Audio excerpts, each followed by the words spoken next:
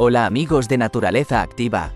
Hoy me tocó cambiar el acolchado de pinocha, que son hojas de pino, que había colocado para mantener la humedad de la tierra y de paso aproveché y limpié la mala hierba que había proliferado a su alrededor. Quería que vieras el proceso y lo bien que ha quedado. Este aguacatero lo conseguí germinando la pipa de un aguacate de supermercado y, como curiosidad, debes saber que un aguacatero desde semilla que no esté injertado, tardará entre 5 y 10 años en dar fruto. Suscríbete si te gusta mi contenido para ver más tips y dale me gusta, me ayuda mucho para seguir mejorando. Chao, chao.